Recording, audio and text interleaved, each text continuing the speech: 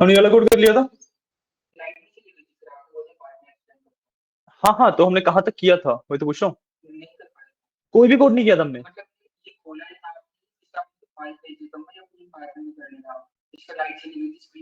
अच्छा ठीक है, शुरुआत से करना है बेसिकली हमें। ठीक है, तो फाइल आपके पास है, कोड खुला हुआ है, एक बार कोड खोल लो फिर हम बात कर लेते हैं।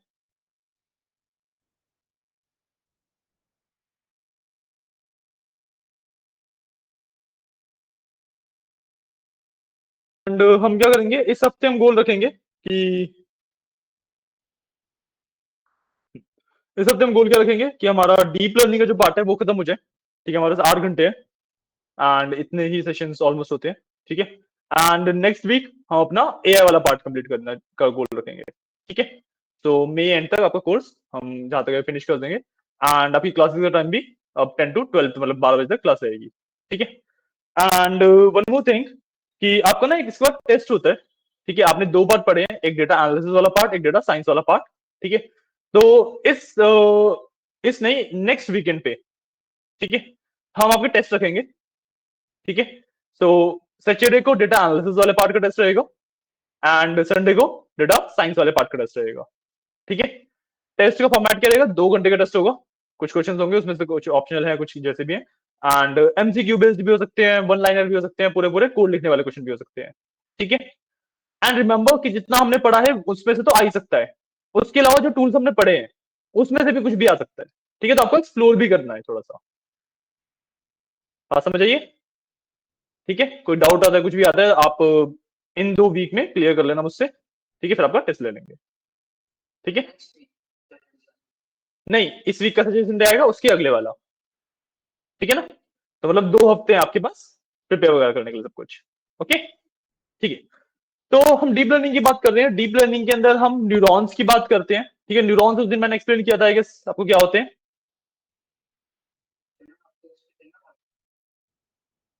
अच्छा, फेस रिकॉग्निशन वाला भी पूरा नहीं हुआ था। अच्छा, फेस रिकॉग्निशन वाला पहले पूरा कर लेते हैं। मैं एक बार फेस रिकॉग्निशन वाला पूरा करा देता हूँ। मशीन लर्निंग का जो पार्ट था वो तो कर लिया था हमने पूरा मेरे ख्याल। ठीक है, मैं फेस रिकॉग्निशन वाला बता देता हूँ, नो इश्यूज।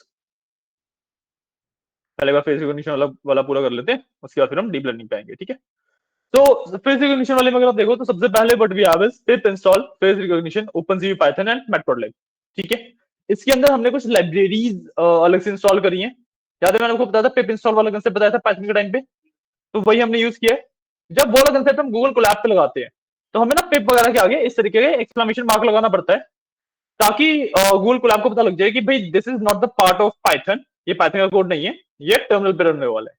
ठीक है, तो इस तरीके से हमारा इंस्टॉलेशन हो जाता है, इसके बाद हमारी पूरी इंस्टॉलेशन हो गई। ठीक है, उसके बाद यहाँ पे मैंने एक फंक्शन लिखा है टेक फोटो का। ठीक है, अब जो गूगल कोलैब है उसके अंदर हम पाइथन से डायरेक्टली फोटो कैप्चर नहीं कर सकते, तो हमें जावास्क्रिप्ट की हेल्प लेनी पड़ती है। ठीक है, ये वाला कोड आपके लिए इतना ज्यादा नेसेसरी नहीं है, इस कोड को आप कॉपी पेस्ट करके रख लेना कहीं पे भी, आपको जब भी फोटो लेनी हो आप इस कोड से एक फोटो इमेज कैप्चर कर सकते हो बेसिकली। ठीक है, इतना समझ आया। ठीक है, उसके बाद मैं यहाँ पे मेन फेस रिकॉग्निशन वाले पार्ट पे आता हूँ। ठीक है, यहाँ पे हमने क्या किया कि भाई इंपोर्ट किया सबसे पहले फेस रिकॉग्निशन।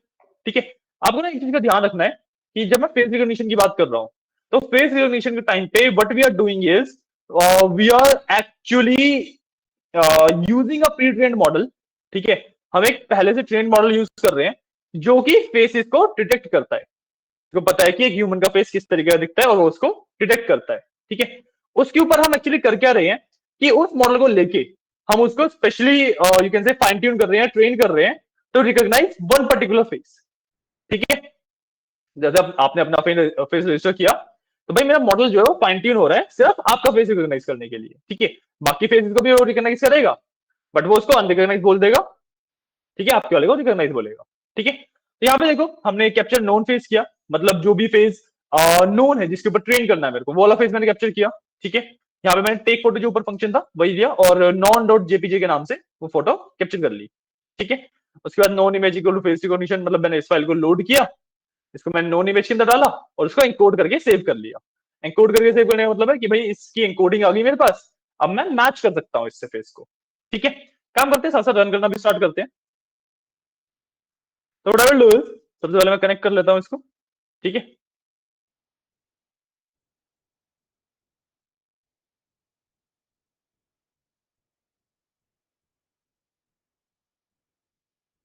कुछ नहीं करना, हमें सिर्फ क्लिक करते हुए रन करते हुए चलना है, ठीक है।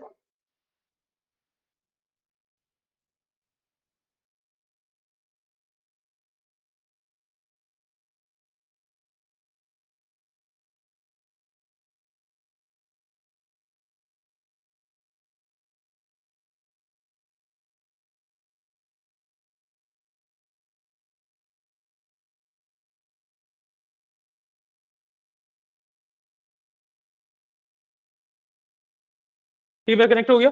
मैं पहला पार्ट रन कर दूंगा।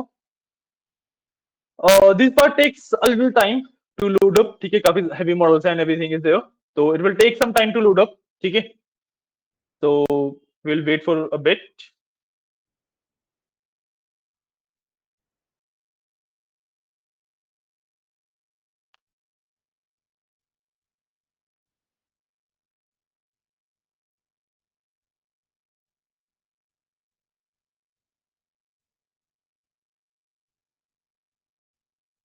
ठीक है, पहला वाला पार्ट मेरा रन हो गया, मेरे को यहाँ पे टिक आ गया, मतलब रन हो चुका है, ठीक है।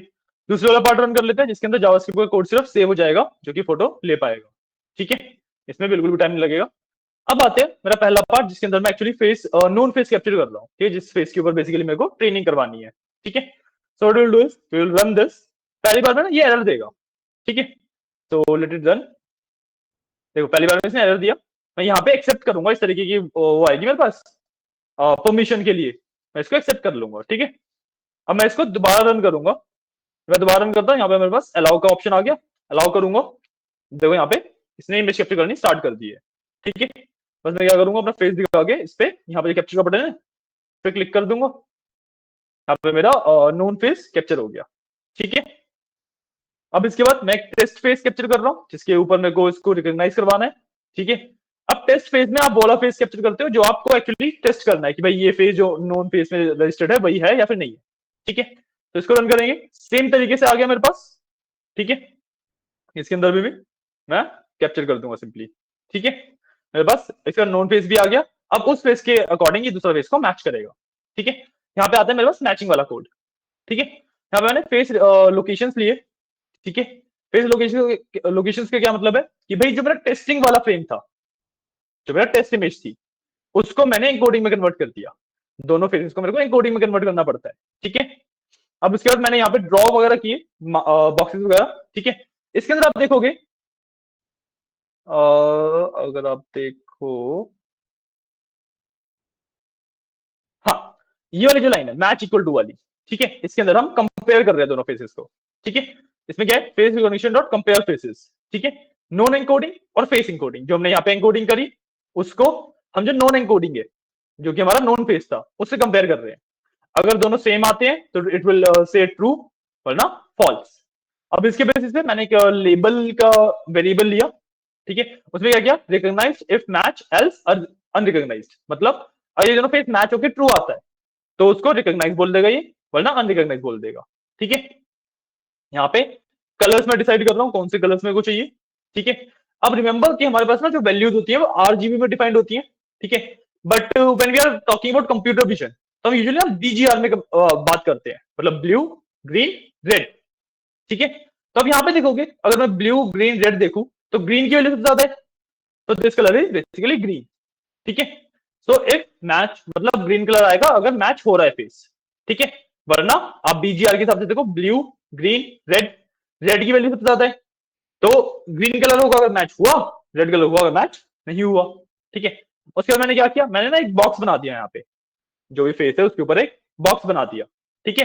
टेक्स्ट वगैरह लिख के प्रॉपर बॉक्स बना दिया, ठीक है। यहाँ पे प्रिंट कर रहा हूँ, enter if match else unrecognised, ठीक है, कि भाई एंटर आ जाएगा अगर मैच हुआ, वरना अनरिकॉग्नाइज्ड, ठीक है। सिंपल, इस लाइन की नीड नहीं थी वैसे तो, बट आप देख सकते हो, ठीक है। फिर आई एम शो जो फंक्शन होता है मेरा ओपन सीवी का, वो एक्चुअली यूज किया जाता है आपको जब इमेज शो करनी हो, ठीक है। उसके बाद मैंने एक्सेस ऑफ कर दिए। अब ना जो इमेज शो हो रही है वो बेसिकली प्लॉटिंग की तरह शो होती है, ठीक है, कि भाई डेटा प्लॉट हो रहा है। अब डेटा प्लॉट होते हुए एक्सेस आते हैं, एक्स एक्सेस वाई एक्सेस, तो मैंने यहाँ पे plt डॉट एक्सेस ऑफ कर दिया, मतलब एक्सेस नहीं दिखेंगे। उसके बाद मैंने plt डॉट शो कर दिया। ठीक है, इसको मैं रन कर लेता हूँ, आने वाला होने देते हैं, ऐसे हो गया रन। और नीचे जो इमेज देखोगे, इसमें सेकंड वाली इमेज है ये, रिकॉग्नाइज्ड कि भाई दोनों फेसेस मैच हो गए हैं। ठीक है, अगर आप यहाँ पे किसी और का फेस दिखाओगे तो वो अनरिकॉग्नाइज बोल देगा। समझ आया? सिंपल कोड है। ठीक है, बहुत ज्यादा कॉम्प्लेक्स नहीं है। एनकोडिंग वगैरह क्या होती है, हम किस तरीके से कोडिंग को कंपेयर करते हैं, वो इसमें मेन फोकस है। ठीक है, क्लियर है? एक कोड आपके पास है ही, एक बार आप भी रन करके देख लो। ठीक है, इतने में डीप लर्निंग वाला पार्ट खोल लेता हूँ, आप रन करके देख लो, फिर हम डीप लर्निंग वाले पार्ट पे आ जाएंगे। ठीक है,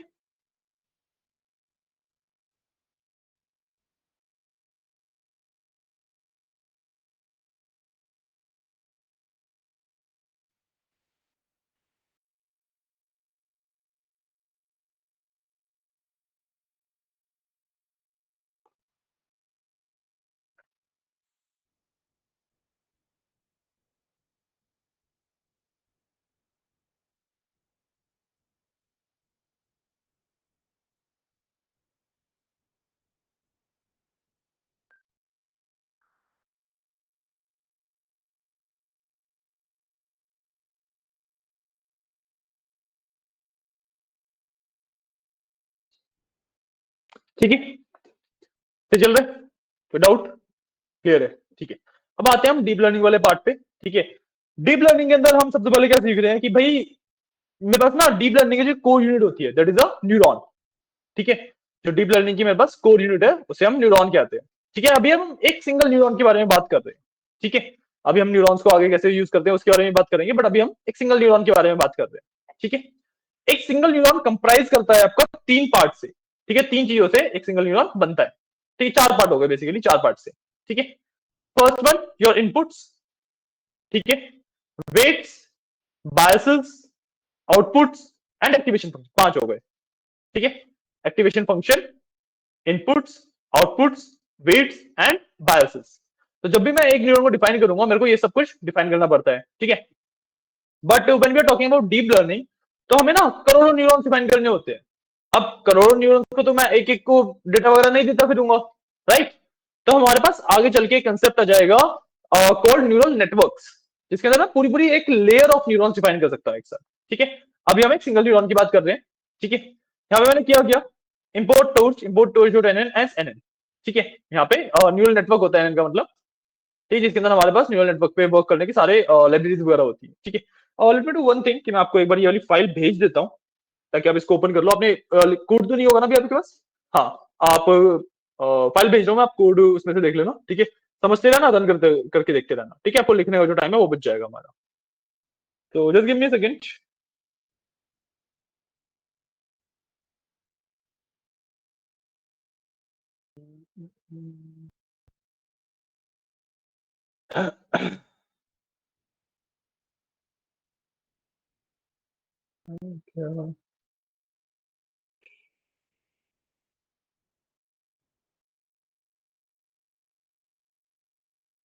ओके, गिव मी सेकंड, मैं अभी आपको दोबारा स्क्रीन शेयर करता हूँ, एक बार फाइल्स भेज दूँ, मेरे फोन में है नहीं। आपको भी व्हाट्सएप वगैरह लॉगिन करना है, इतना वो करके रख लो।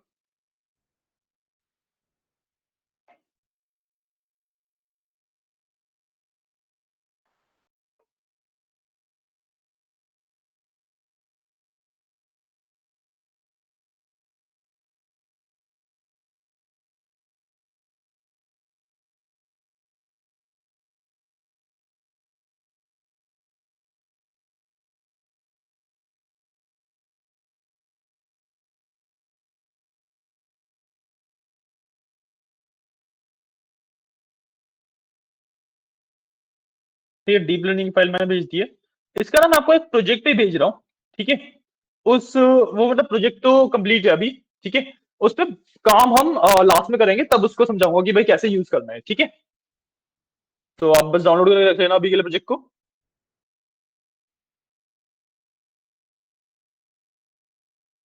प्रोजेक्ट अपलोड हो रहा है, प्रोजेक्ट थोड़ा सा बड़ा है तो it will take a little time.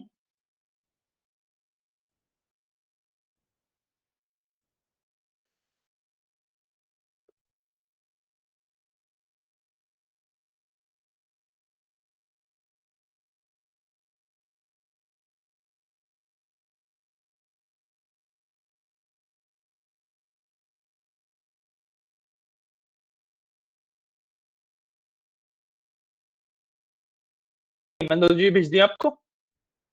आप एक बार रेडी हो जाओ फाइल के साथ, फिर लेट मी नो, तो मैं आपको आगे बता दूंगा, ठीक है।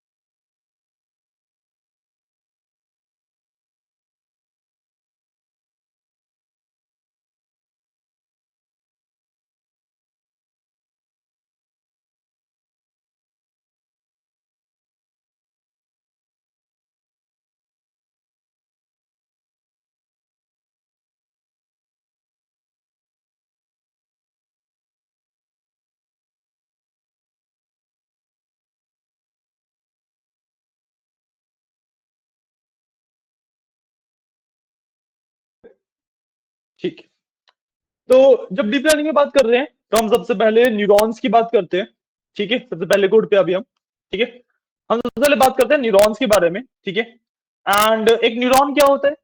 एक neuron is the basic unit of deep learning, ठीक है। कि भाई एक न्यूरॉन का सिंपल सा काम है कि उसके पास डेटा आएगा, ठीक है। न्यूरॉन को आप एक इक्वेशन की तरह मान सकते हो कि भाई उस डेटा ने अगर वो इक्वेशन सेटिस्फाई करी तो वो न्यूरॉन एक्टिवेट होगा, वरना वो बंद ही रह जाएगा।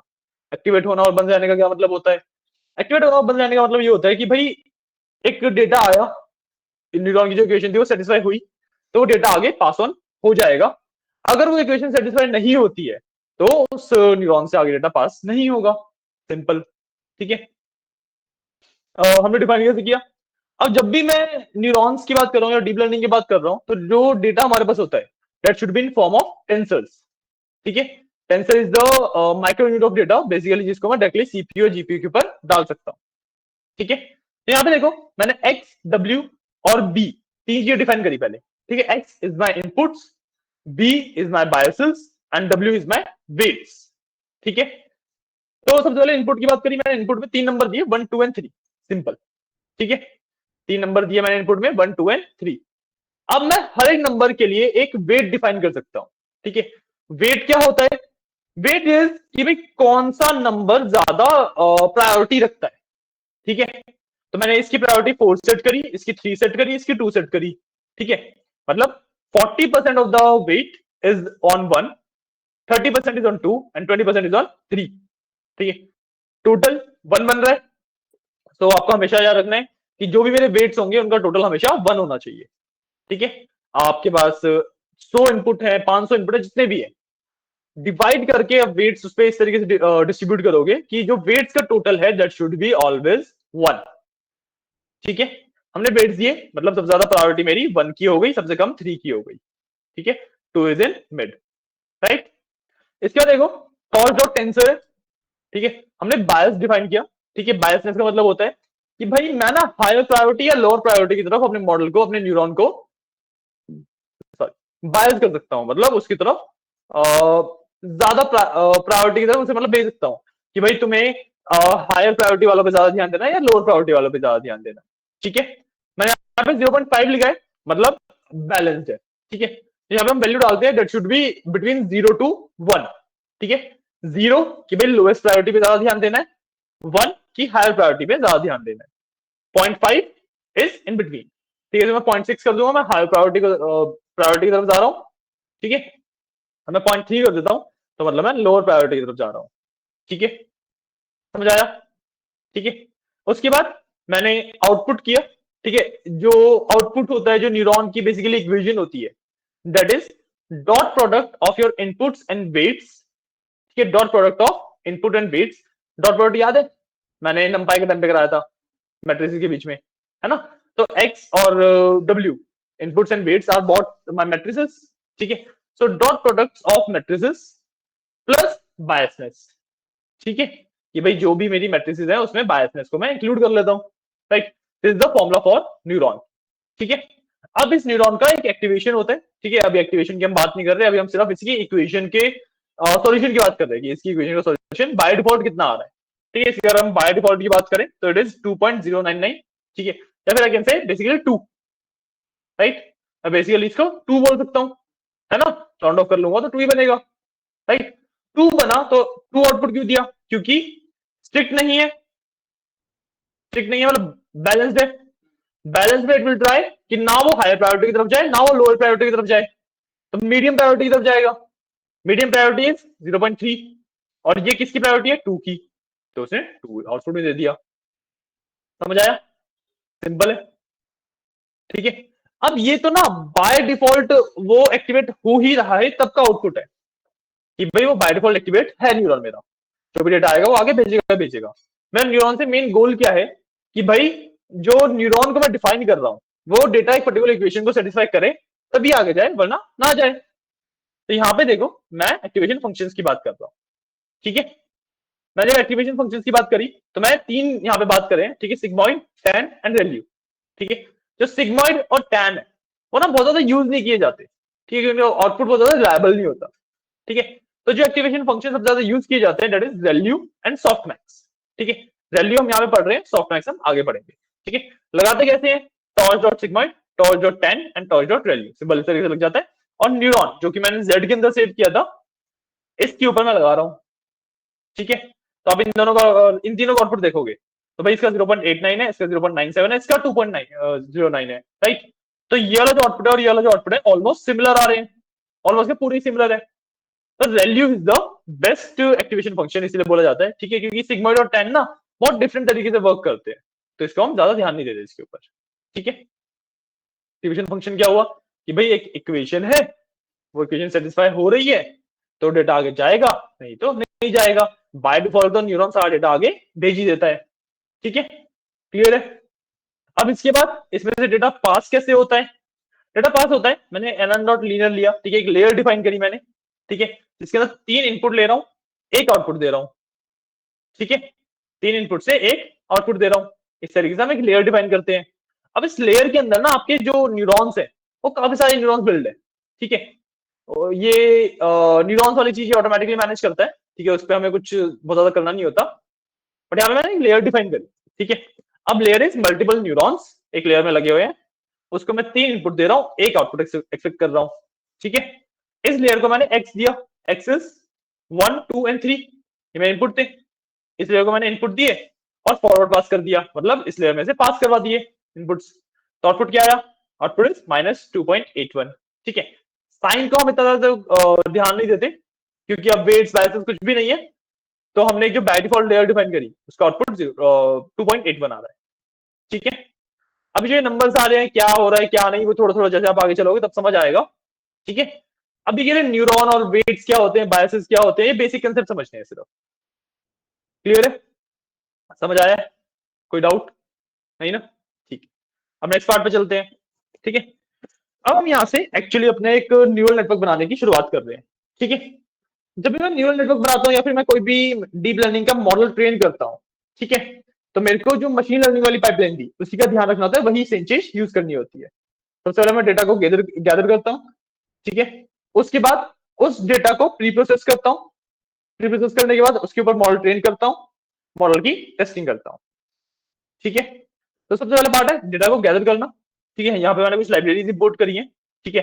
और मैं जो डेटा सेट यूज करने वाला हूँ दैट इज कॉल्ड MNIST, ठीक है। MNIST जो डेटा सेट है that is basically hand on digits, ठीक है, 0 1 2 3 ऐसे आपने लिख के फोटो खींच के उसकी रखी हुई है, ठीक है। क्लियर है? अब इसके अंदर आपके पास जो इमेजेस है उसका साइज होता है 28 by 28 पिक्सल्स, मतलब 28 पिक्सल ऐसे हैं, 28 पिक्सल ऐसे हैं। तो पूरी इमेज में कितने पिक्सल हो गए?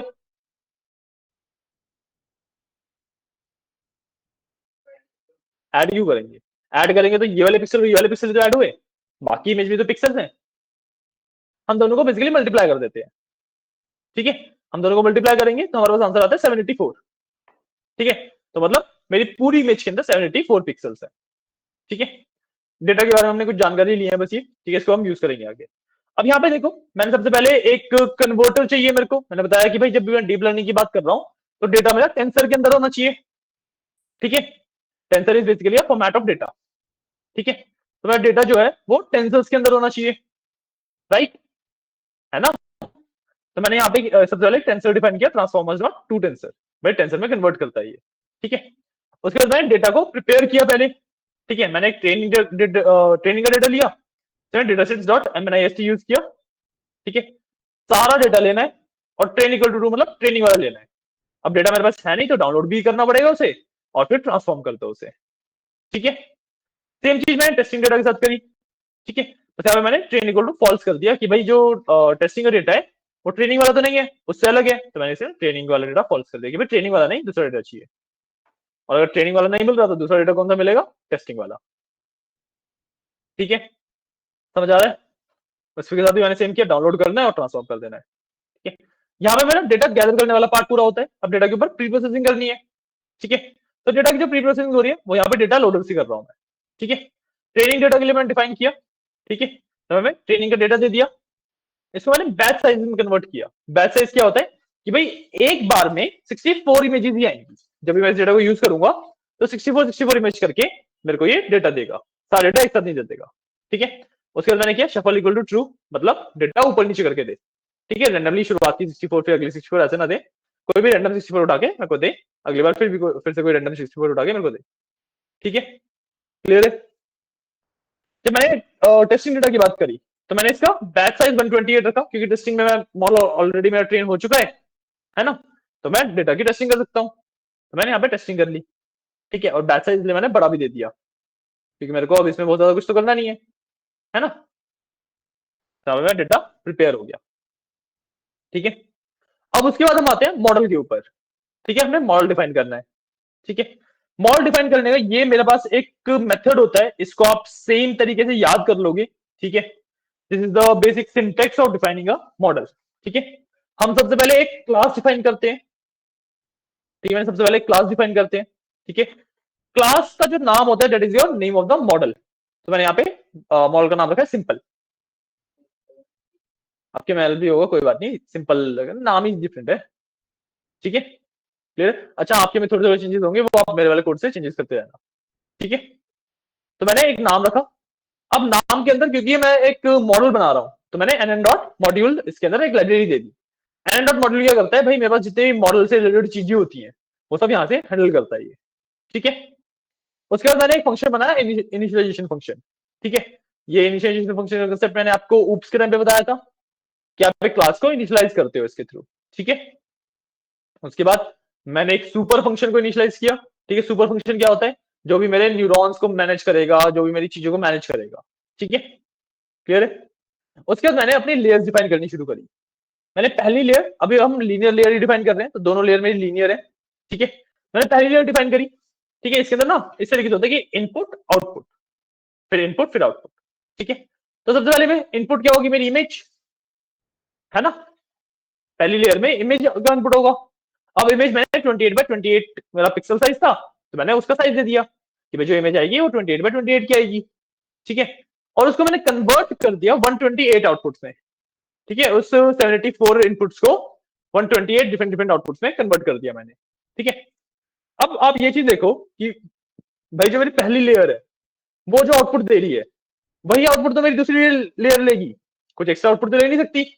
तो इसलिए हमेशा ये दोनों नंबर सेम रहते हैं, ठीक है? जो दो लेयर्स के बीच में आप आउटपुट दोगे, तो पहली वाली लेयर का जो आउटपुट है वही आपकी दूसरी वाली लेयर का इनपुट बनता है, ठीक है? और मैंने फिर दूसरी लेयर में क्या किया, जो 128 इनपुट थे इसको मैंने 10 में कन्वर्ट कर दिया। 10 में क्यों कन्वर्ट किया, कुछ गेस कर सकते हो? नहीं, 10 जो नंबर है वो मेरे से बहुत स्पेसिफिक नंबर है, कोई बात नहीं, मैं बताता हूँ। जो मेरे डिजिट्स होती हैं, और मैं डिजिट्स की बात करूँ तो 0 से लेकर 9 तक डिजिट्स होती हैं, तो टोटल 10 डिजिट्स हुई, है ना? तो इन 10 डिजिट्स को डिफरेंट डिफरेंट सेपरेटली मैप करना पड़ेगा ना मेरे को, तो ये वही 10 है, ठीक है?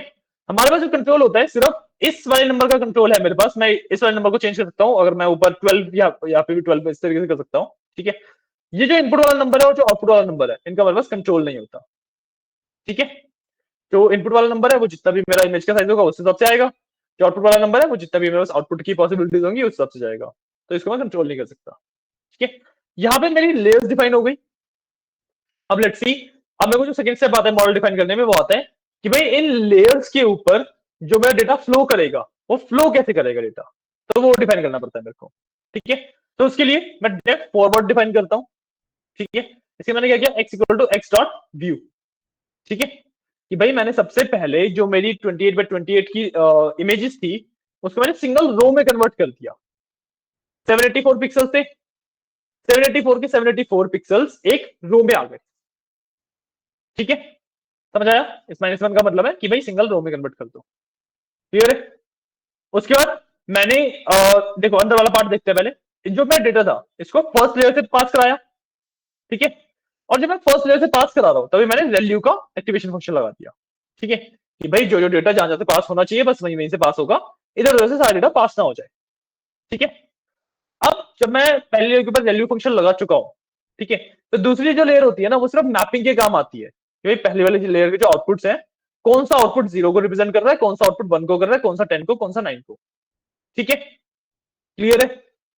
तो इसलिए दूसरी वाली लेयर में से मैंने सिंपली डेटा को पास करवा लिया, ठीक है?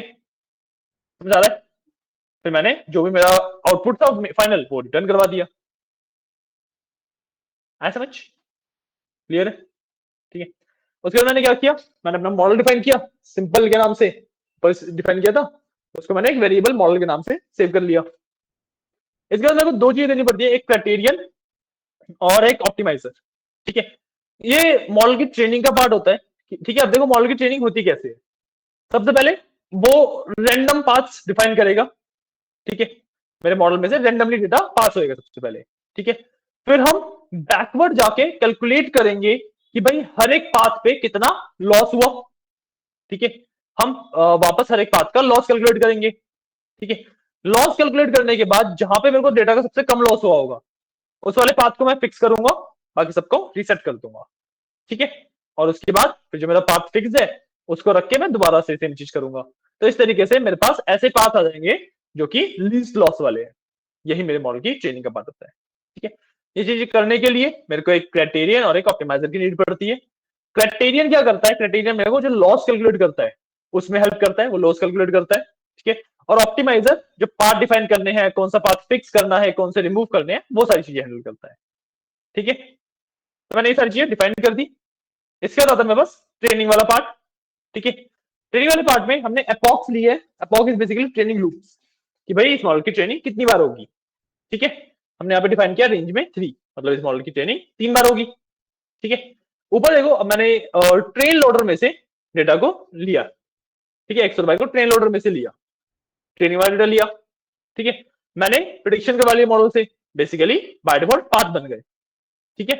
उसके बाद मैंने लॉस इक्वल टू क्राइटेरियन में प्रिडिक्शन और वाई को कंपेयर करके लॉस कैलकुलेट कर लिया, ठीक है, कितना मेरा पाथ पे लॉस हुआ, ठीक है। उसके बाद मैंने क्या किया, optimizer dot zero grad. Optimizer dot zero grad का क्या मतलब है कि भाई मैंने जितने भी पाथ बने थे वो सारे रीसेट कर दिए, मतलब हटा दिए, ठीक है। रिमेंबर कि जो मेरा पाथ विद लीस्ट लॉस है वो लॉस की वेरिएबल में ऑलरेडी सेव्ड है, ठीक है। हेलो, हाय कार्तिक। हाँ जी कार्तिक बोलिए। हाँ जी हाँ जी, आज ओपन है, ओके। ठीक है, फिर मैंने किया लॉस डॉट बैकवर्ड, कि भाई जो मेरा पाथ था, जो लीस्ट लॉस वाला पाथ था, वो तो लॉस नाम के वेरिएबल में सेव्ड है। तो अगर मैं उसे बैकवर्ड कर रहा हूं, उसका मतलब हुआ कि जो पाथ था लीस्ट लॉस वाला उसको रिकंस्ट्रक्ट कर दो, मतलब दोबारा बना दो, ठीक है। मेरे मॉडल की एक स्टेट आ गई जिसके अंदर और कोई बात नहीं है, एक पाथ फिक्स है। यहाँ पे एक नहीं होता एक्चुअली, अगर आप देखोगे तो हजारों पाथ होते हैं ऐसे, ठीक है, लीस्ट लॉस वाले। और यहाँ पे पाथ फिक्स हो गए कुछ, ठीक है। एंड पाथ फिक्स होने के बाद उसको हमने ऑप्टिमाइजर स्टेप किया, मतलब सेव कर दिया मॉडल की स्टेट, ठीक है। पाथ बनाया उसको, मतलब डॉट स्टेप से वो फिक्स हो गया, ठीक है। अगला लूप आएगा, अगले लूप में अगेन सेम चीज होगी, ठीक है। अगले लूप में अगेन सेम चीज होगी। इस तरीके से जब मैं 3 लूप पूरे कर लूंगा तो मेरा मॉडल ट्रेन हो चुका होगा, ठीक है। हर एक लूप के साथ साथ हम क्या कैलकुलेट कर रहे हैं, एक की तो हम एपॉक देख रहे हैं कि भाई कौन सा ट्रेनिंग लूप चल रहा है, ठीक है। और उसके बाद हम लॉस कैलकुलेट कर रहे हैं, ठीक है। लॉस कैलकुलेट करने का मतलब कि भाई इस ट्रेनिंग लूप में टोटल लॉस कितना बना था हमारा, ठीक है। और हमारा गोल क्या है, जो ये लॉस की वैल्यू आ रही है ना, इसको कम करते जाना। तो हर एक ट्रेनिंग लूप के साथ ये लॉस की वैल्यू कम होनी चाहिए। और मैं आउटपुट देखूं यहाँ पे, तो देखो सबसे पहले 267 था, फिर बढ़ गया 989 हो गया, ठीक है। बट इन दी एंड 155 बचा, जो कि इस वाले से कम है। तो मतलब मेरा मॉडल अच्छे से ट्रेन हुआ है, ठीक है। बात समझ आइए? कोई डाउट? डाउट? नहीं, क्लियर है पक्का? ठीक है। अब इसके बाद जब मैंने मॉडल को ट्रेन कर लिया, उसके बाद मेरे को इसको इवेल्युएट करना पड़ता है। तो मॉडल की इवेल्युएशन वाले पार्ट पे आते हैं। अब यहाँ पे देखो, मैंने 2 वेरिएबल डिफाइन किए, करेक्ट और टोटल के नाम से, ठीक है। एक वेरिएबल मैंने डिफाइन किया करेक्ट, कि भाई कितनी वैल्यूज मेरे पास करेक्ट आ रही है, और मेरे पास टोटल वैल्यूज कितनी है, ठीक है। अब एक्यूरेसी कैलकुलेट करने के लिए मैं सीधे सीधे करेक्ट को टोटल से डिवाइड कर सकता हूं, बट पहले मेरे को इनकी वैल्यू चाहिए। मैंने क्या किया, with torch dot no grad, ठीक है। कि भाई अब मैं ना डेटा को, इस मॉडल को यूज करना चाहता हूं, अब उसकी ट्रेनिंग वाला पार्ट खत्म हो चुका है। ये बताता हूं मैं टॉर्च डॉट नो ग्रेड से, ठीक है। जब मैं torch dot no grad use किया, उसके बाद मैंने for X Y test loader लिया। इस बार जो डेटा लिया मैंने टेस्टिंग से लिया, टेस्टिंग वाले पार्ट से, ठीक है। उसके बाद मैंने प्रिडिक्शन करवाई, मॉडल से उसकी प्रिडिक्शन करवाई, एक्स पे जो भी वाई की वैल्यू होगी वो कराई, ठीक है। टोटल का मैंने बाय डॉट साइज ले लिया, जो मेरे पास डेटा आया हुआ है उसका साइज कितना है वो ले लिया। जो डेटा आएगा वो मेरा टोटल वाला पार्ट है, राइट। उसके बाद मैंने चेक क्या किया कि भाई जो करेक्ट है उसकी कंडीशन क्या है, कि भाई जो प्रिडिक्शन है, मेरे मॉडल ने जो प्रिडिक्शन दिया है, that should be equal to Y, जो मेरे डेटा में वैल्यूज है। अगर ये दोनों इक्वल है तभी तो मेरे मॉडल ने सही प्रिडिक्शन दिया है। गोल तो हमारा यही था। उसका मैंने डॉट सम किया, ठीक है। डॉट आइटम मतलब उसमें सम निकाल लिया मैंने, ठीक है। मेरे पास टोटल की वैल्यू आ गई, मेरे पास करेक्ट वैल्यूज आ गई, ठीक है।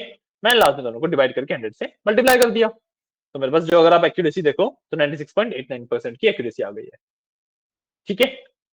समझ आया पार्ट? कोई डाउट? नहीं, ठीक है। तो यहां तक का पार्ट एक बार आप अपने पास रन करके देख लो, ठीक है। कोड आपके पास है ही, बस आपको रन करके देखना है, ठीक है। कहीं भी कुछ भी एरर आता है, कोई इशू आता है तो लेट मी नो।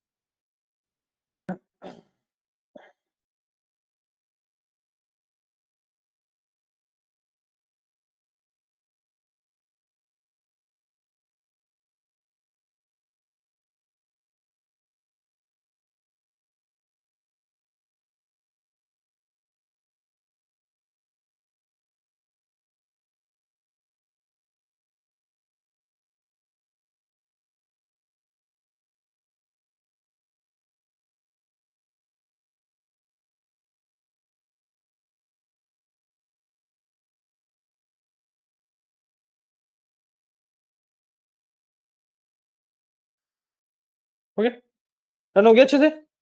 कोई डाउट? कोई डाउट नहीं? कोड वगैरह एक बार पढ़ना है, 2 मिनट चाहिए या आगे बढ़े? पढ़ लो, कोई डाउट वगैरह है, कोई लाइन का मतलब ना समझ आए, कुछ ना समझ आए तो पूछ लेना, ठीक है?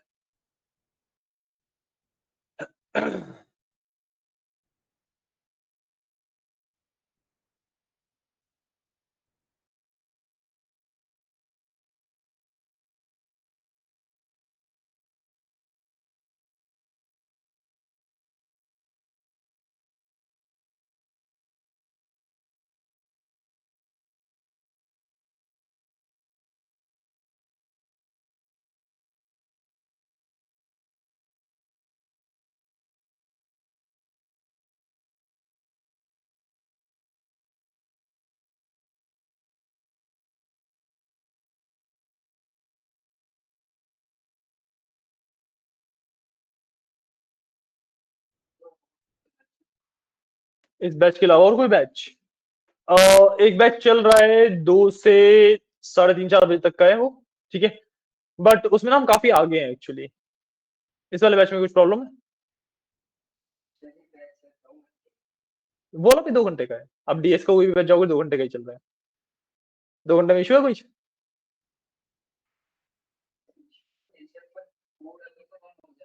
हाँ हाँ जी, हाँ जी। नहीं, एरर आपको खुद सॉल्व करने आने चाहिए ना, वही तो हमारा गोल है। कि देखो, एरर तो आएंगे ही आएंगे, ऐसा नहीं है कि एरर नहीं आएंगे, ठीक है, वो तो आप जॉब पे चले जाओगे, आप एक्सपर्ट ही बन जाओगे, फिर भी एरर आएंगे। द मेन पॉइंट इज कि आपको ना एरर सॉल्व करने आने चाहिए कि उन एरर को सॉल्व कैसे करते हैं। मैंने आपको बताया भी है एरर सॉल्व करना, कि भाई लास्ट टाइम पढ़ो, उसमें एक साथ साथ लिखा होता है कि ये दिक्कत क्या है ना, उसके हिसाब से आप देखो।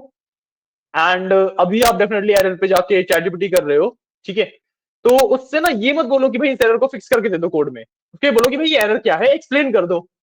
तो आपको वो एरर आगे से फिर जब भी आएगा तो आपको पता होगा कि भाई गलती क्या है, पॉइंट। तो इस तरीके से ही चलेगा, ठीक है। आप कुछ भी, मैं अगर 1 घंटे भी करूंगा तो 1 घंटे में ऐसा तो है नहीं कि मैं आपको कोड कराऊंगा और उसमें एरर नहीं आएंगे फिर, है ना। तो अब कोड समझो, कोड में कर क्या रहे हैं हम एक्चुअली, बात किस चीज की हो रही है, ठीक है। एंड उसके हिसाब से एरर का, वैसे तो 80% ऑफ द एरर्स आपको समझ आएंगे, कुछ 20% ऑफ द एरर्स होते हैं जो ना भी समझ आए, क्योंकि भाई बहुत ज्यादा डीप मैथमेटिक्स है और हमने तो इतनी ज्यादा डीप में मैथमेटिक्स नहीं करी, हमने तो एक ओवरव्यू लिया समझने के लिए, है ना। फिर आप वो एरर लेके चैट जीपीटी के पास जाओ और उसको बोलो, चैट जीपीटी जेमिनी जिसको भी पास जा रहे हो, या तो मेरे पास आ जाओ, और उससे ना सॉल्यूशन मत मांगो कि भाई कोड फिक्स करके दे दो, उससे बोलो कि भाई ये एरर क्या है, ये मेरा कोड था, ये एरर आ रहा है, इसमें ये एरर क्या है, क्यों आ रहा है, मेरे को एक्सप्लेन करो। एक्सप्लेन करेगा एंड वहां से आपको ज्यादा बेटर एक अंडरस्टैंडिंग मिलेगी एरर्स की, ठीक है। तो डेफिनेटली ये ऐसी चीज नहीं है कि जो आप याद कर सको, जो आप जस्ट समझ आ जाएगी, आपको ना इस पर बहुत ज्यादा प्रैक्टिस करनी पड़ती है, टाइम देना पड़ता है अच्छा खासा, ठीक है। बड़े आगे, ठीक है। अब इसके बाद ना हम, अभी जो हमने मॉडल डिफाइन किया, जो ये मॉडल रन किया, इसको ना अभी हम सीपीयू के ऊपर ही रन कर रहे हैं, ठीक है। एंड इसके अंदर बहुत ज्यादा हैवी, मैंने बताया कि भाई डेटा आएगा और जो मेरी फंक्शंस है उसको सेटिस्फाई करेगा तभी आगे जाएगा। तो मेरे पास thousands of rows of data है, थाउजेंड्स ऑफ फंक्शंस है, ठीक है। तो मिलियंस ऑफ कैलकुलेशंस हो रही है यहाँ पे, है ना। अब इतनी सारी कैलकुलेशंस करने के लिए जो मेरा सीपीयू है वो एडिक्वेट नहीं होता, ठीक है, सीपीयू बहुत ज्यादा स्लो होता है इस केस में। तो हम यूज करते हैं जीपीयू का, ठीक है। जीपीयू इस केस में पैरेलल कंप्यूटेशन करने के लिए जीपीयू बहुत ज्यादा बेटर है, ठीक है। तो हम जीपीयू का यूज करते हैं। बट जब मैं जीपीयू का यूज कर रहा हूं तो मेरे को पता भी होना चाहिए कि भाई जीपीयू को एक्चुअली कोड में क्या लिखूं जिससे वो सीपीयू की जगह पे जीपीयू पे जाए। अभी जो हमने कोड देखा, तो वो ना एक बहुत ज्यादा सिंपल सा बाय डिफॉल्ट कोड था, वो बाय डिफॉल्ट आपका सीपीयू के ऊपर ही चलता है। हम सीखेंगे डेटा को जीपीयू पे भेजते कैसे, ठीक है। जो जीपीयू पे ट्रेन करने वाला कंसेप्ट है वो कुछ नहीं है, आपको क्या करना है कि आपकी ना दो मेन चीजें हैं। जब एक मॉडल की बात कर रहे हो, ट्रेनिंग की बात कर रहे हो, दो मेन चीजें हैं। एक है आपका डेटा जिसके ऊपर मॉडल ट्रेन होगा, और एक आपका खुद का मॉडल जो ट्रेन होएगा। तो आप इन दोनों चीजों को जीपीयू पे सेंड कर देते हो, एंड फिर जब आप उसको नॉर्मली ट्रेन करते हो, तो क्योंकि डेटा और मॉडल दोनों जीपीयू के ऊपर है, तो वो जीपीयू के ऊपर ही ट्रेन होते हैं, ठीक है। इतना सा कंसेप्ट है जीपीयू पे रन करने का, ठीक है। यहाँ पे एक मैंने छोटा सा कोड लिखा हुआ है, ठीक है, जिसके अंदर मैं डेटा को जीपीयू पे भेजा कैसे जाता है उसकी बात कर रहा हूँ, ठीक है। तो यहाँ पे देखो, मैंने ना एक रैंडम टेंसर बनाया, ठीक है, यहाँ पे रैंडम लिखा हुआ है, वो एक रैंडम टेंसर बनाता है। ठीक है, टेंसर की शेप मैंने दी 3 by 3, मतलब मैट्रिक्स है, 3 वैल्यूज ऐसे, 3 वैल्यूज ऐसे, बाकी फील्ड। ठीक है, समझ आया? उसके बाद मैंने टेंसर प्रिंट किया कि भाई मेरा जो टेंसर है वो क्या बना है। ठीक है, उसके बाद मैंने एक्स डॉट डिवाइस प्रिंट किया कि भाई जो टेंसर है वो किस डिवाइस के ऊपर है। ठीक है, बाय डिफॉल्ट इसका आंसर आता है सीपीयू। अब इसको हम जीपीयू पे भेजेंगे कैसे, तो नेक्स्ट पार्ट देखो। ठीक है, यहाँ पे if torch dot CUDA dot is available, जो जीपीयू होते हैं उसको हम क्यूडा कहते हैं डीप लर्निंग के टर्म्स में ना, तो उसे क्यूडा कहा जाता है। ठीक है, सो मैं ये चेक कर रहा हूँ कि जो क्यूडा है वो क्या अवेलेबल है, मतलब मेरे सिस्टम के अंदर क्या जीपीयू है। अगर है तो मैंने x equal to X dot cuda कर दिया। ठीक है, मतलब जो मेरा टेंसर था वो जीपीयू पे चला गया। ठीक है, उसके बाद मैंने सिंपली प्रिंट कर दिया move tensor to GPU new device X dot device. आप यहाँ पे भी एक्स डॉट डिवाइस किया, यहाँ पे भी एक्स डॉट डिवाइस किया। जब मैं एक्स डॉट डिवाइस ऊपर कर रहा हूँ तो यहाँ पे सीपीयू आएगा, जब यहाँ पे कर रहा हूँ तो यहाँ पे क्यूडा आएगा, क्यूडा मतलब जीपीयू आएगा। ठीक है, आउटपुट देखेंगे। सबसे पहले मेरे पास टेंसर है मेरा। ठीक है, इसका बाय डिफॉल्ट डिवाइस आ रहा है सीपीयू, फिर क्योंकि मेरे सिस्टम में जीपीयू अवेलेबल था तो यहाँ पे मेरा new device equal to cuda 0 आ गया, मतलब जीपीयू पे चला गया। ठीक है, इस तरीके से हम भेजते हैं सीपीयू पे या जीपीयू पे। ठीक है, जो मैंने यहाँ पे डॉट क्यूडा यूज किया है, ठीक है, जीपीयू मूव करने के लिए, हम आगे चल के डॉट टू डिवाइस कर देंगे। ठीक है, there can be a thing कि भाई मेरे पास ना मल्टीपल जीपीयूज भी तो हो सकते हैं, एक सिस्टम के अंदर मल्टीपल जीपीयूज भी हो सकते हैं, तो मैं मल्टीपल जीपीयूज के लिए डॉट टू डिवाइस यूज करूंगा, वो हम जब आगे चलेंगे तब समझ आएगा। ठीक है, एक बार ये वाला कोड भी रन करके देख लो, आउटपुट इसी तरीके का आना चाहिए। जो ये नंबर्स है, ये नंबर्स आपके डेफिनेटली चेंज आ सकते हैं क्योंकि हम रैंडम नंबर्स ले रहे हैं। ठीक है, बट बाकी आउटपुट सेम आएगा। ठीक है, रन कर लो एक बार, रन हो जाए तो लेट मी नो।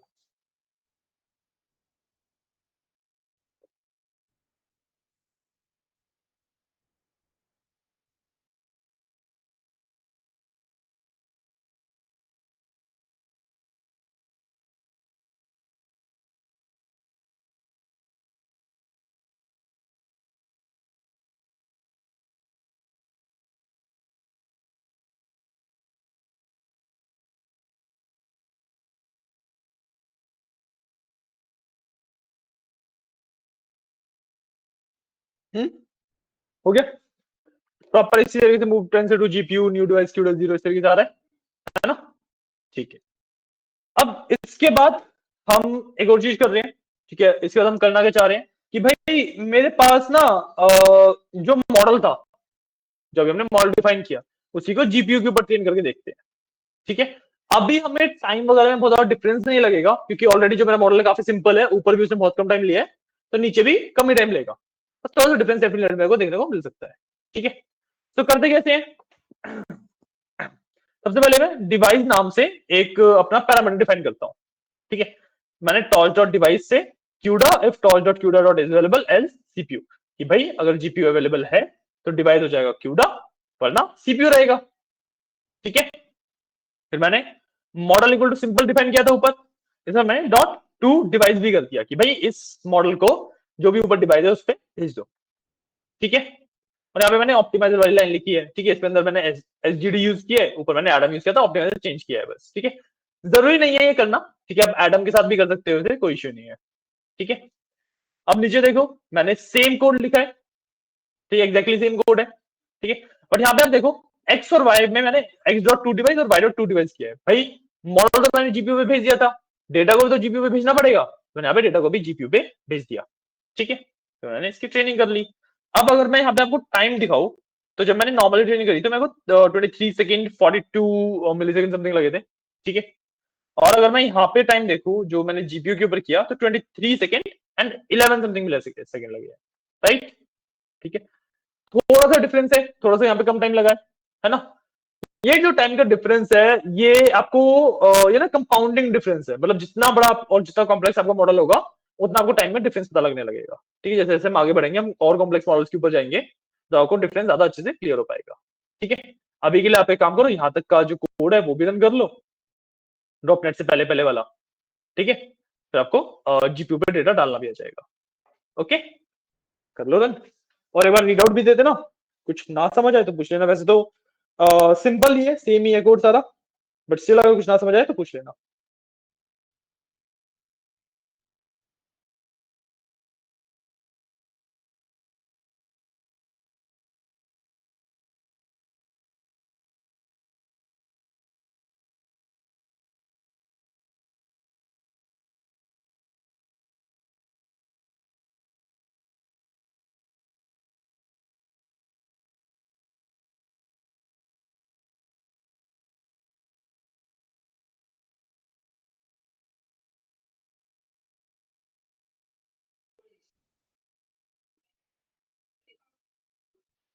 क्या इसे 1 से ज्यादा दिखा रहा है? एनवी 1 से ज्यादा कहाँ है? 1 में है मेरा 23.4 थ्रू।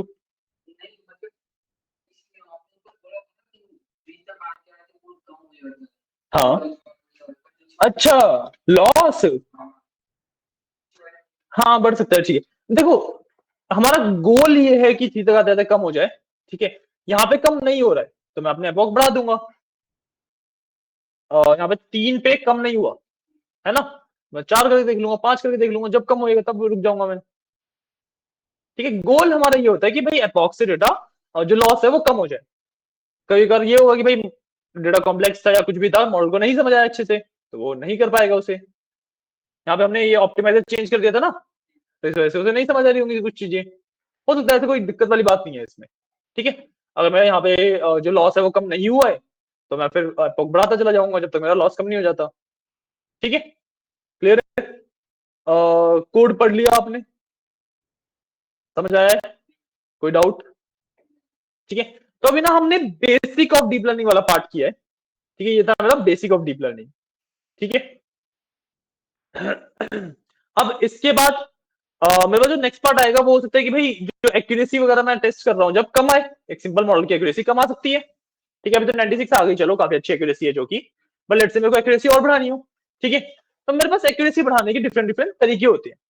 ठीक है, इन डिफरेंट तरीकों की बात करूं तो दो होते हैं मेरे पास मेन वेज। ठीक है, मैं लेयर्स इंट्रोड्यूस करता हूँ। ठीक है, एक होता है ड्रॉप आउट और एक होता है बैच नॉर्मलाइजेशन। ठीक है, ड्रॉप आउट में मैं क्या कर रहा हूँ, ड्रॉप आउट में मेरा गोल होता है कि भाई मेरे पास मान लो पहली लेयर में 10 न्यूरॉन है।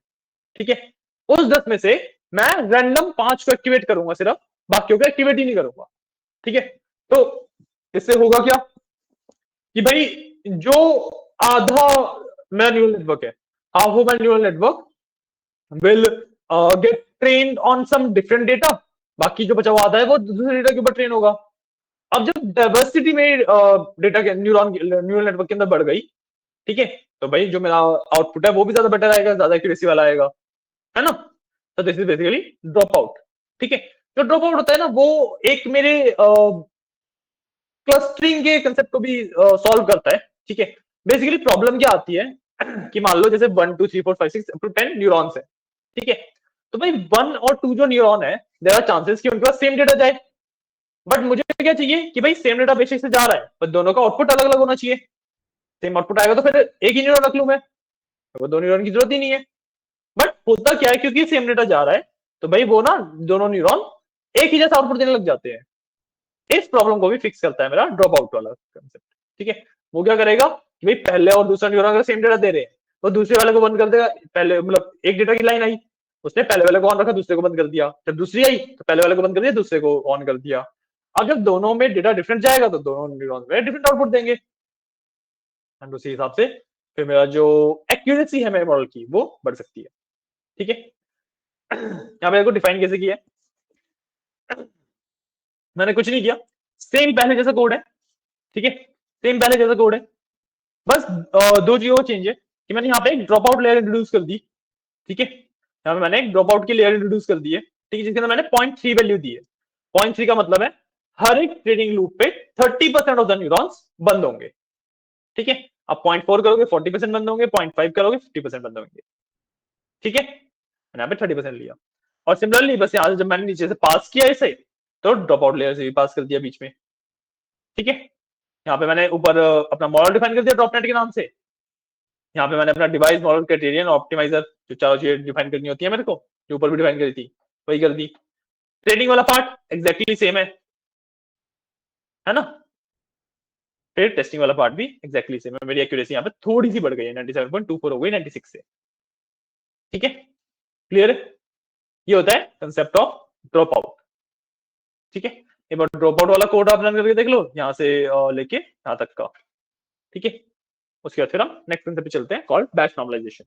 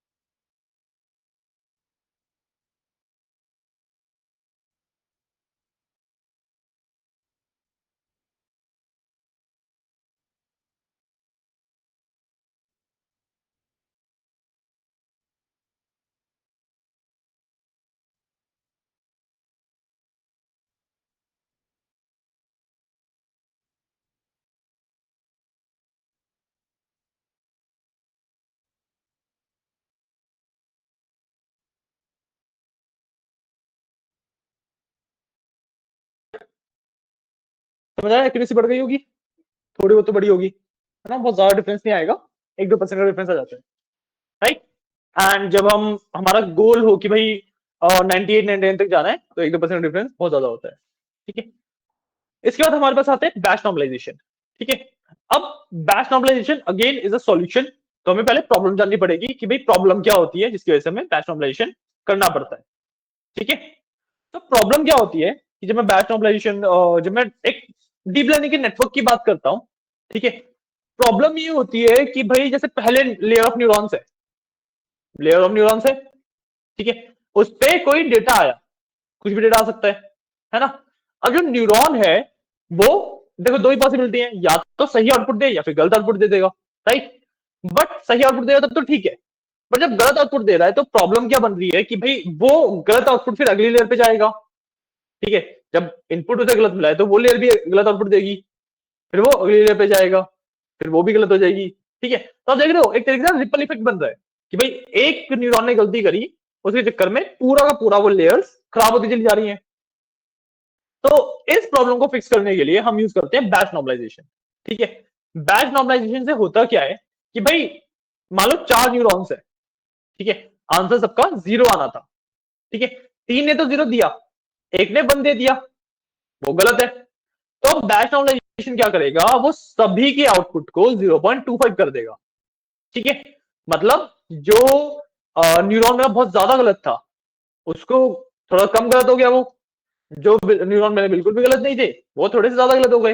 तो बेसिकली स्टेट एक जैसी आ गई न्यूरॉन्स की, है ना।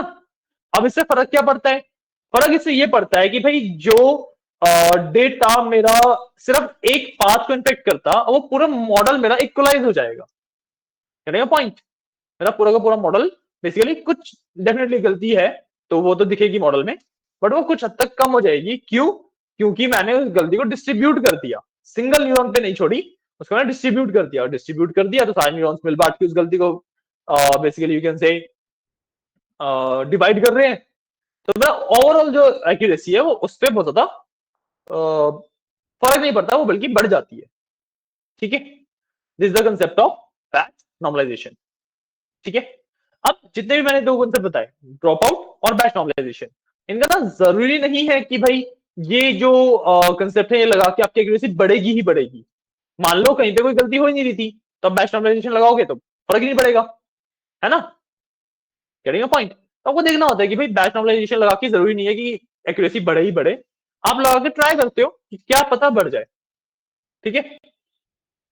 तो अगर कोड वाइज दिखाऊं, code wise again code is basically the same, ठीक है, पीछे बस एक नॉर्मलाइजेशन की लेयर ऐड हो गई है, ठीक है। जब मैंने नॉर्मलाइजेशन की लेयर ऐड करी तो ना मैंने 256 दिया, इसमें क्योंकि इनपुट और आउटपुट दोनों सेम रहेंगे, जब मैं नॉर्मलाइजेशन करूंगा तो इनपुट जितने इनपुट आ रहे हैं उतने ही तो आउटपुट दूंगा, क्योंकि अगली लेयर तो उतने ही इनपुट एक्सपेक्ट कर रही है ना। तो यहां से पहली लेयर से 256 आउटपुट निकले थे, 256 के 256 आउटपुट यहाँ पे मैंने इनपुट में ले लिए, फिर एग्जैक्टली 256 आउटपुट ही मैंने वापस भेजे, बस वो नॉर्मलाइज करके भेजे मैंने उन्हें, क्या 28 इंटू 28 784 मेरी इमेज का साइज, इमेज इनपुट होगा ना मेरा, तो 784 मेरा इनपुट हुआ, उसको इसने 256 में कन्वर्ट किया। जो बैच नॉर्मलाइजेशन की लेयर है उसने 256 को 256 ही रखा, अगली लेयर ने 256 को 10 में कन्वर्ट कर दिया, ठीक है। तो यहाँ पे देखो, अब हाँ बैच नॉर्मलाइजेशन करते हो ना, आपको एक चीज का और ध्यान रखना होता है कि भाई जो आप एक्टिवेशन फंक्शन लगाओगे, ठीक है, बाय डिफॉल्ट वो आपकी लेयर के ऊपर लगता है, बट जब आप बैच नॉर्मलाइजेशन भी कर रहे हो तो आप लेयर के ऊपर लगाने की जगह बैच नॉर्मलाइजेशन के बाद अपना एक्टिवेशन फंक्शन लगाते हो, ठीक है। यहाँ पे देखो, सबसे पहले मैंने फर्स्ट लेयर से पास कराया डेटा, फिर बैच नॉर्मलाइज कराया bn1 से पास कराया, उसके बाद मैंने अपना एक्टिवेशन फंक्शन लगाया है, ठीक है।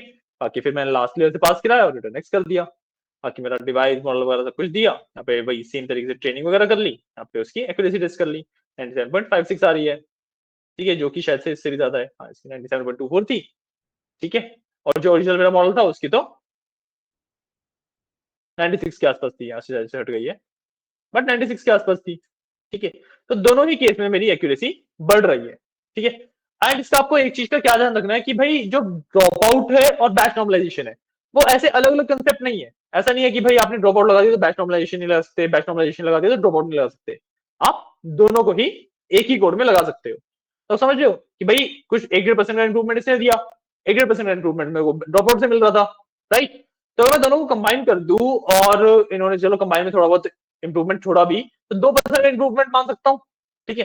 तो जो 96 पॉइंट समथिंग था इंप्रूवमेंट, तो 98 पॉइंट समथिंग हो गया। तो एक्यूरेसी काफी ज्यादा अच्छी इंप्रूव हुई ना। तो इस वजह से हम इसको यूज करते हैं अपनी एक्यूरेसी को इंप्रूव करने के लिए, ठीक है। बैच नॉर्मलाइजेशन वाला पार्ट भी रन कर लो, फिर आगे चलते हैं।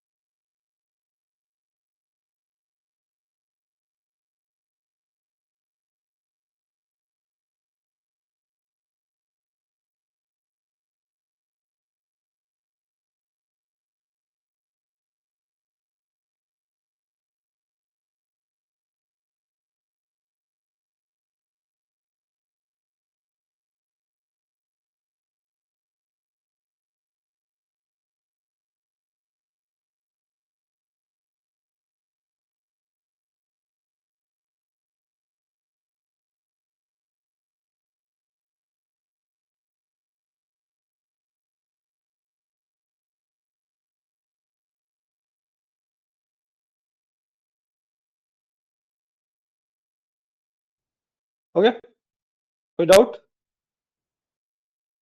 दोनों सब क्लियर है, ठीक है, सिंपल है। अभी तक समझ आ रहा है जितना भी हम कर रहे हैं, ठीक है। इन कोड्स को आपको डेफिनेटली थोड़ा थोड़ा याद करना पड़ेगा, ठीक है। ऐसे ही जस्ट आप नहीं लिख पाओगे इन्हें, ठीक है। और जितनी ज्यादा आप इनकी प्रैक्टिस करोगे उतनी ज्यादा अच्छे से आपके दिमाग में बैठती रहेंगी ये चीजें, ठीक है। ठीक है, 2 मिनट का ब्रीदर चाहिए या आगे करवाएं? करवा रहे, ठीक है। अब इसके बाद अच्छा, इस वाले कोड को तो छोड़ दो, ये तो हाँ बेसिकली ये मैंने एक प्रोजेक्ट दिया था जो टाइटेनिक वाला डेटा सेटअप पे हम वर्क कर रहे थे ना मशीन लर्निंग के अंदर, उसी को डीप लर्निंग के थ्रू आपको प्रेडिक्शन देना था।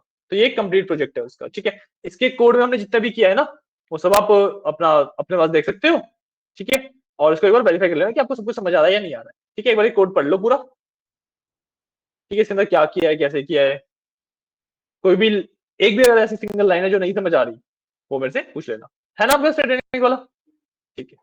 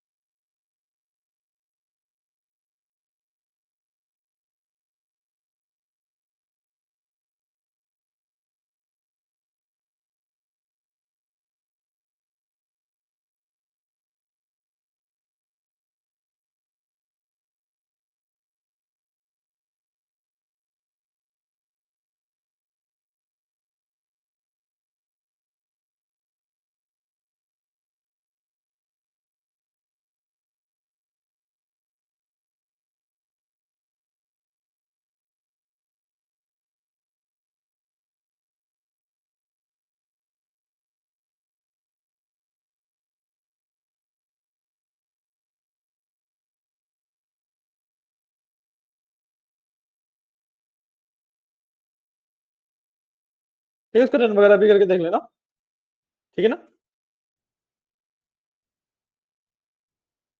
हो जाए तो लेट मी नो, आगे बढ़ेंगे फिर।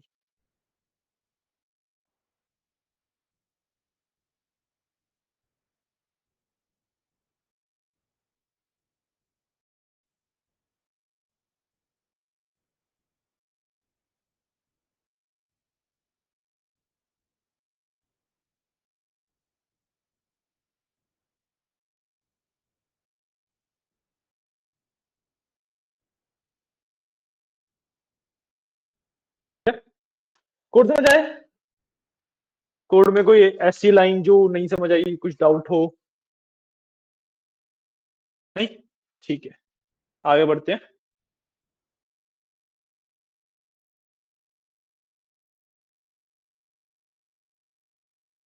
अभी हम आगे आ रहे हैं, तो हम किस चीज की बात कर रहे हैं यहाँ पे, लेट मी सी।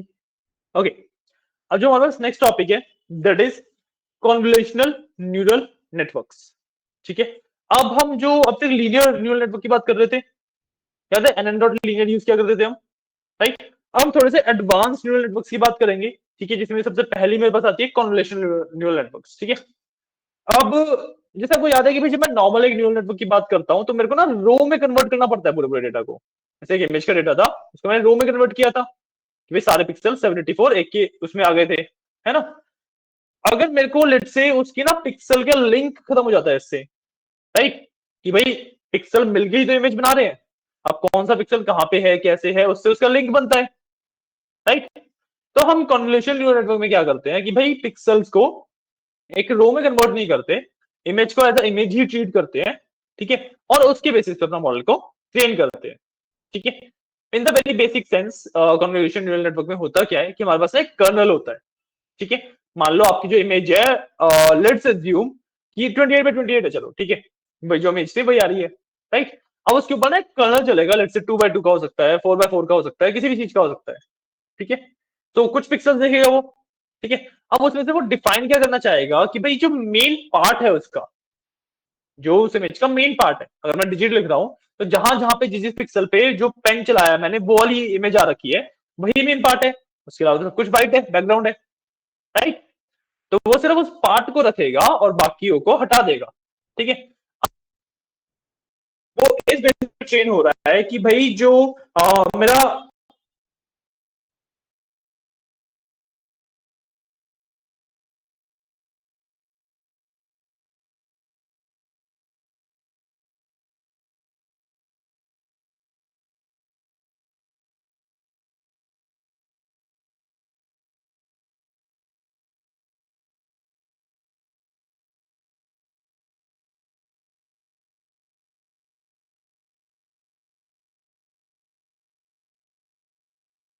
कोई डाउट तो नहीं है, क्लैरिटी है, ठीक है। सुनने में थोड़ा सा मुश्किल है, यूज करने में काफी सिंपल है। देखो मैंने अपना डेटा वगैरह लोड किया, ठीक है, सेम उसी तरीके से किया, बस मैंने इस बार फैशन एमएनआईएसटी का किया, ठीक है। फैशन एमएनआईएसटी में क्या है कि भाई 10 कैटेगरीज ऑफ इमेजेस हैं, ठीक है, जिसके अंदर शर्ट्स, ट्राउजर्स, पैंट्स, इस तरीके से अलग अलग क्लोथिंग के चीजें, ठीक है। सेम तरीके से भाई ट्रेन इक्वल टू फॉल्स करके मैंने डेटा लिया, बैच साइजिंग करी, ठीक है। यहाँ पे मैंने एक मॉडल बनाया सिंपल CNN करके, ठीक है। अब जब भी मैं कन्वोल्यूशन न्यूरल नेटवर्क की बात कर रहा हूँ तो मेरे पास ना एक पूलिंग लेयर भी इंट्रोड्यूस की जाती है, ठीक है। होता क्या है कि भाई देखो सबसे पहली लेयर मैंने कौन बने कन्वोल्यूशन न्यूरल नेटवर्क की लेयर है, ठीक है। इसके अंदर मैंने दिया ठीक है, इसके अंदर मैंने दिया कि भाई जो मेरा इनपुट है दैट इज वन इमेज, हम आउटपुट में 32 सेक्शंस में डिवाइड कर रहे हैं उसे, ठीक है। कैसे कर रहे हैं? By using kernel size of 3, ठीक है, 3 by 3 का कर्नल साइज हम यूज कर रहे हैं, ठीक है। और मैंने यहाँ पे पैडिंग इक्वल टू 1 दी है, ठीक है। पैडिंग इक्वल टू 1 का क्या मतलब होता है कि भाई देखो जैसे इस तरीके का मेरी एक इमेज होगी, राइट, इसके अंदर कुछ भी पिक्सल्स हो सकते हैं, हम 3 by 3 का कर्नल ले रहे हैं, ठीक है। तो 3 by 3 का कर्नल हो गया। अब मैं ना इसके साथ साथ वाले एक एक पिक्सल को और नोट कर लूंगा, ठीक है, इसके बाहर वाले ऐसे एक एक पिक्सल को और देख लूंगा कि भाई लिंक वगैरह जो है, कई बार क्या हो सकता है कि भाई इसके अंदर से कुछ नहीं निकल रहा बट जस्ट इसके बाहर वाले पिक्सल में से निकल रहा है ना। तो चीजों को समझना थोड़ा सा मुश्किल हो जाता है। तो हम पैडिंग भी दे देते हैं ऐसे कि भाई आसपास वाले एक एक पिक्सल और दिखते जा रहे हैं। ठीक है। अब क्या होगा कि भाई जब ये यहाँ से यहाँ पे मूव होगी ना, तो इसका मतलब ये नहीं है कि ये वाले पिक्सल को स्किप कर देगी। ये जब यहाँ पे था कर्नल तब भी ये वाला पिक्सल यूज किया गया है, जब कर्नल आगे मूव कर जाएगा तब भी ये वाला पिक्सल देखा जाएगा। ठीक है। बेसिकली आप इसको इस तरीके से समझ लो कि भाई जो मेरा कर्नल है उसके आसपास एक एक पिक्सल हम एक्स्ट्रा दे रहे हैं। पैडिंग रूल 1 का मतलब पैडिंग रूल 2 करेंगे वो 2 पिक्सल एक्स्ट्रा दे रहे हैं, 3 करेंगे 3 पिक्सल दे रहे हैं। ठीक है। समझ आया? क्लियर है? कोई डाउट नहीं ना? ठीक है। उसके बाद हमने पूलिंग लेयर दी है। ठीक है। पूलिंग लेयर का क्या मतलब होता है भाई? पूलिंग लेयर मेरी जो कॉन्वोल्यूशनल डेटा आता है उसको नॉर्मल लेयर में कन्वर्ट करती है बेसिकली। ठीक है। ये जो कॉन्वोल्यूशनल न्यूरल नेटवर्क है वो तो मेरे को इनपुट हमने कुछ पिक्सल्स का दिया, फिर उसने आउटपुट हमें कुछ पिक्सल्स का दे दिया, है ना? उन पिक्सल को समझने के लिए आगे मेरे को नॉर्मल लेयर तो लगानी पड़ती है। तो नॉर्मल लेयर पे अब वो डेटा को कन्वर्ट करना पड़ेगा। कॉन्वोल्यूशनल न्यूरल नेटवर्क से तो मेरा डेटा जो आ रहा है वो पिक्सल्स में आ रहा है, डेटा को कन्वर्ट करना पड़ेगा हमें नॉर्मल में। तो दैट इज पूलिंग लेयर। ठीक है। यहाँ पे मैंने पूलिंग लेयर दी है। ठीक है। उसके बाद 32 × 14 × 14 ये मेरा डेटा हो जाता है। ठीक है। पूलिंग लेयर मतलब 2 किया है ना, तो जो मेरी 28 by 28 थी वो हाफ हो जाती है।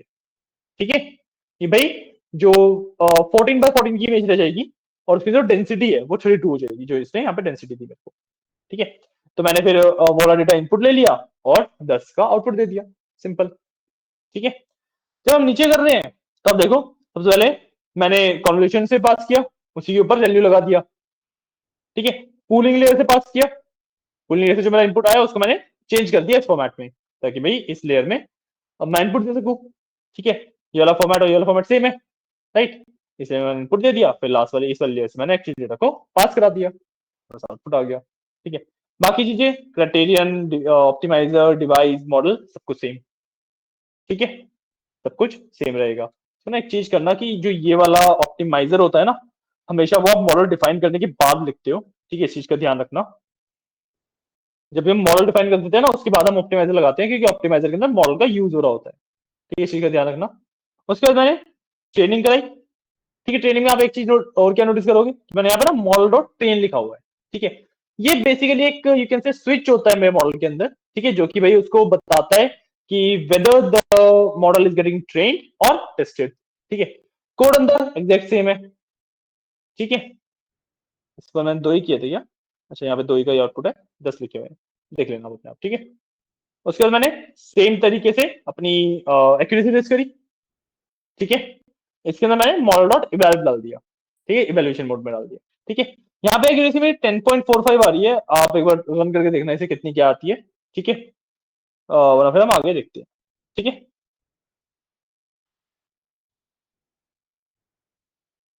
ठीक है, आप रन करो।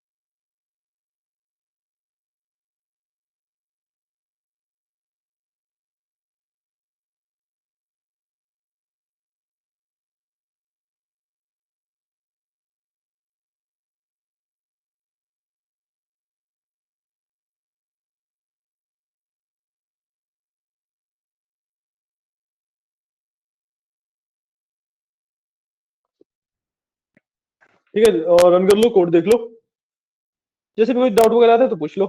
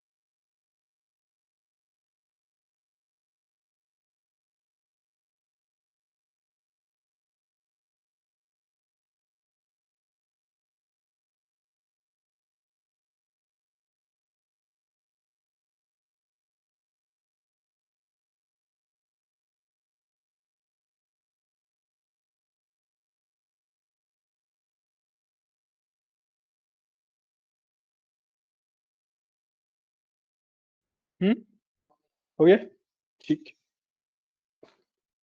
ओके, तो आज का एक लास्ट कंसेप्ट के बारे में बात करेंगे, ठीक है। काफी इजी सा कंसेप्ट है, बहुत ज्यादा मुश्किल है नहीं, ठीक है। The concept we are gonna talk about is called transfer learning, ठीक है। अब देखो, अभी तक हम मॉडल वगैरह डिफाइन कर रहे थे, अपने मॉडल ट्रेन कर रहे थे, सब कुछ कर रहे थे, बट हम जितना मर्जी अपने मॉडल को ट्रेन कर लें, एक जो किसी कंपनी ने एक मॉडल ट्रेन कर रखा है, कंपनी के पास बहुत सारे रिसोर्सेज है, वो हजारों जीपीयू खरीद सकती है ना।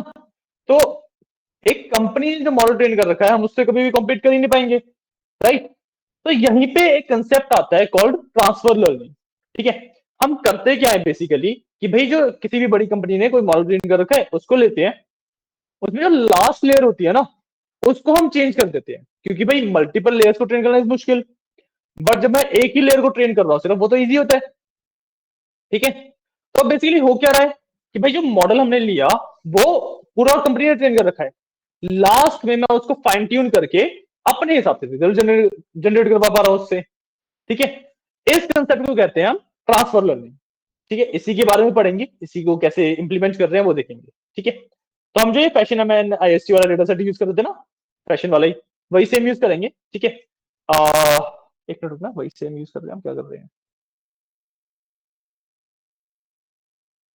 नहीं, हाँ, हम बेसिकली क्या कर रहे हैं, हम ना हमारे पास दो डेटा सेट्स हैं, एक है CIFAR 10 और एक है ResNet 18, ठीक है। Resonate is not a dataset, is a model basically, ठीक है। तो CIFAR 10 की बात करते हैं पहले। इसमें 10 रैंडम ऑब्जेक्ट्स की फोटोज हैं विद लेबल्स, जैसे एरोप्लेन है, अम्ब्रेला है एंड सो ऑन, ठीक है। इमेजेस हैं विद लेबल्स, ठीक है। अब अगर मैं इसके ऊपर अपना डेटा कोई प्रिपेयर करूं, अपना कुछ मॉडल ट्रेन करूं, ठीक है, डेफिनेटली अच्छी खासी एक्यूरेसी मिल जाएगी, but that will not be compared as comparable to किसी कंपनी ने कोई बड़ा सा मॉडल ट्रेन कर रखा है, राइट। तो ऐसा ही एक मॉडल है कौन, ResNet 18, ठीक है। ResNet 18 भाई ऑब्जेक्ट डिटेक्शन का काम करता है, ठीक है। एंड ये 18 कैटेगरीज के ऊपर वर्क करता है। तो हमारा गोल क्या है, कि भाई जो ये मॉडल है, इसको यूज करूं, और लास्ट में इसमें जो लास्ट लेयर है, उसको मैं मैप कर पाऊं, जो 10 आउटपुट मुझे चाहिए उनके हिसाब से, ये मेरा गोल है, ठीक है।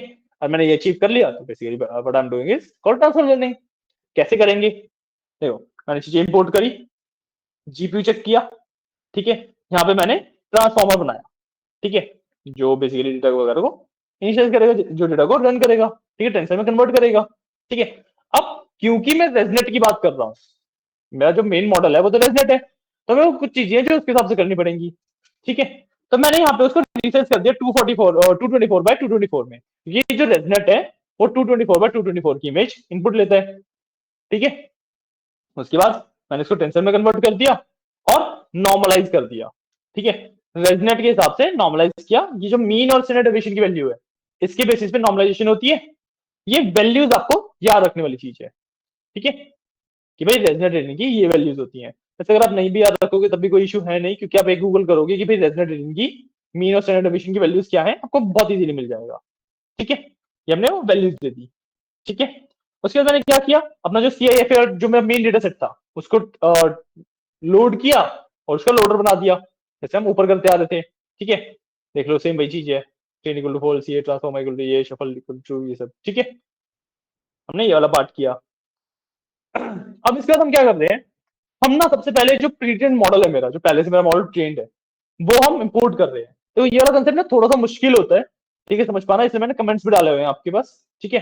आपके वाले कोड में भी कमेंट्स होंगे प्रॉपर, ठीक है, ताकि आप एक एक लाइन का क्या मतलब है समझ पाओ, ठीक है। तो यहाँ पे देखो, हमने एक जो रेजनेट था वो लोड कर लिया। अब इसके अंदर ना मेरे को वेट्स अलग से देने पड़ते हैं, ठीक है। तो मैंने रेजनेट 18 लिखा, और उसके अंदर weights equal to ResNet 18 underscore weights dot ImageNet 1K V1, मतलब ये वेट्स का मेरा नाम है, ये दे दिया मैंने, ठीक है। एग्जैक्टली सेम रखते हैं, इसमें कुछ भी समझने वाली चीज नहीं है, this is just the name, ठीक है। मेरा प्रीट्रेंड मॉडल था, वो आ गया, ठीक है। अब मैंने क्या किया, जो मेरा ये मॉडल है, रेजनेट का मॉडल है, इसके अंदर जितने भी न्यूरॉन्स है, जितनी भी लेयर्स है, सबको मैंने फ्रीज कर दिया। फ्रीज करने का मतलब क्या हुआ, कि जब भी मैं इस मॉडल की कुछ भी ट्रेन करूंगा, तो लेयर्स चेंज नहीं होंगी। गेटिंग अ पॉइंट, नहीं समझ आ रहा। दिमाग के ऊपर से ज्यादा लग रहा है। कोई बात नहीं, दोबारा एक देखो। तो मैंने क्या किया, समझाते हैं। देखो, मेरा जो मॉडल होगा वो कुछ इस तरीके का होगा। मैंने एक छोटा सा एग्जांपल ले लिया। ये मेरी लेयर्स होंगी, आपस में किसी भी तरीके से कनेक्टेड हो सकती हैं ये, ठीक है ना। तो यहाँ पे किसी भी तरीके से कनेक्टेड हो सकती हैं। यही होता है एक मॉडल, राइट। मैंने क्या किया, मैंने इस मॉडल को पूरे को लिया, ठीक है। इसकी सारी लेयर्स को फ्रीज कर दिया, मतलब कुछ भी चेंजेस नहीं होंगे कहीं पे भी, ठीक है। पूरा मॉडल मैंने एज इट इज फ्रीज कर दिया, ठीक है। मैं यूज कर सकता हूं, बट इस मॉडल के अंदर कुछ भी चेंज नहीं कर सकता। फ्रीज करने का मतलब ये होता है, ठीक है। उसके बाद मैंने क्या किया, उसके बाद मैंने, हाँ, मैंने क्या किया, मैंने सिर्फ जो इसकी फाइनल लेयर थी, जो इसकी फाइनल लेयर थी जिसको मेरे को ट्रेन करना है, ठीक है, उसी को सिर्फ मैंने सबसे पहले डिफाइन किया मैंने उस लेयर को, ठीक है। तो result dot F C equal to N dot linear 512 और 10, ठीक है। मैंने क्या किया, जो रेजनेट की लास्ट सेकेंड लेयर थी, ये लेयर थी, जो इसका आउटपुट होगा वही इस लेयर का इनपुट होगा, ठीक है। तो लेट से पहले कुछ भी इनपुट आउटपुट थे, तो लेट से 512 था और 18 था, क्योंकि रेजनेट 18 है तो 18 आउटपुट दे रहा है वो, ये था, ठीक है। अब जो ये इनपुट आ रहे हैं वो तो मैं चेंज कर नहीं सकता, क्योंकि इनपुट तो पिछले लेयर से आ रहे हैं। और मैं इसकी चेंज करूंगा, फिर पिछले वाले की चेंज करने पड़ेंगे, फिर पिछले वाले के चेंज करने पड़ेंगे। टेक्निकली तो मैं पूरा मॉडल ही चेंज कर रहा हूँ। तो मेरा गोल मॉडल चेंज करने का नहीं है, तो मैं क्या करूंगा, इसको सिर्फ 512 ही रखूंगा कि इनपुट सेम आएंगे, आउटपुट में 10 पे मैप कर दूंगा, ठीक है। भाई आउटपुट ही तो चेंज हो रहे हैं मेरे, मैंने आउटपुट को 10 पे मैप कर दिया, ठीक है। उसके बाद मैंने यहाँ पे अपना क्राइटेरियन डिफाइन किया और ऑप्टिमाइजर डिफाइन किया, ठीक है। अब मैंने क्या किया कि भाई मैंने लास्ट लेयर को सिर्फ अनफ्रीज किया, ठीक है। मैंने क्या किया, इफ लेयर 4 इन नेम, तो param dot require grad equal to true. पहले मैंने इसको फॉल्स किया था, require grad equal to false, सारी लेयर्स को मैंने फ्रीज कर दिया था। अब मैंने क्या किया कि भाई अगर लेयर 4 है, क्योंकि मेरी लास्ट लेयर है, और वो है, तो require grad equal to true, मतलब सिर्फ यह लेयर मेरी अनफ्रीज हो जाएगी, समझ आया।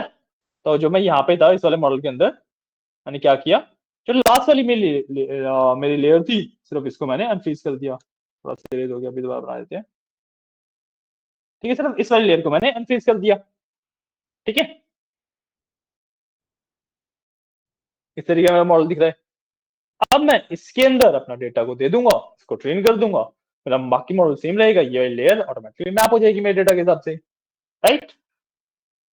ये लेयर मेरी ऑटोमेटिकली मैप हो जाएगी मेरे डेटा के हिसाब से। तो नीचे मैंने वही किया, मैंने पैरामीटर अपडेट डिफाइन किए, ठीक है, कि भाई कौन कौन से पैरामीटर्स अपडेट करने हैं।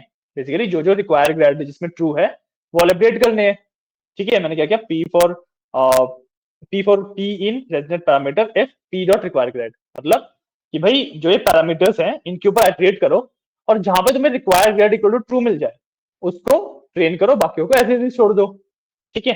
और फिर मैंने यहाँ पे अपना ऑप्टिमाइजर डिफाइन कर दिया, एडम ऑप्टिमाइजर। और मैंने इसके अंदर ऑप्टिमाइज क्या किया, सिर्फ और सिर्फ पैराम्स टू अपडेट, जो जो से पैरामीटर मेरे को एक्चुअली अपडेट करने हैं। बात समझ आइए, कोई डाउट नहीं ना, ठीक है। इसके बाद अब मैंने सिंपल अपना वही ट्रेनिंग वाला पार्ट किया सेम तरीके से, ठीक है। फिर इसका विजुअल वाला पार्ट देख लिया। अब देखो ट्रेनिंग हो गई, यहाँ पे मैंने टेस्ट कर लिया, टेस्ट करने के बाद मेरे को 89.35 की एक्यूरेसी मिल गई, विच इज गुड, ठीक है, क्लियर। तो this will be the last topic for today. आप एक बार पूरे कोड को गो थ्रू कर लो, इसमें सारे कमेंट्स वगैरह लिखे हैं। देयर आर 90% चांसेस कि आपको समझ आ जाएगा, ठीक है। और कुछ नहीं समझ आता है तो आस्क मी, और एक बार रन भी करके देख लेना पूरे को, ठीक है। हम यहां से कल करेंगे, ठीक है। यहां तक हमने आज कंप्लीट कर लिया ट्रांसफर लर्निंग तक, ठीक है। आप पूरे कोड को एक बार रन करके देख लो, कहीं पे भी कुछ भी डाउट्स आए पूछ लो।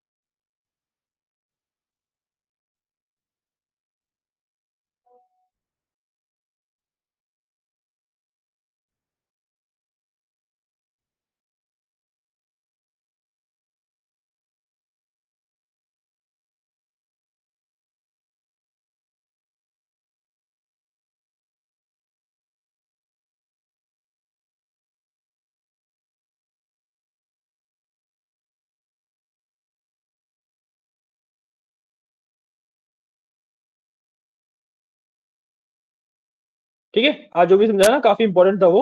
तो अगर आपको कोई भी डाउट है कुछ भी है तो अगली क्लास से पहले, कल से पहले एक बार रिकॉर्डिंग से गो थ्रू करके आना, ठीक है ना।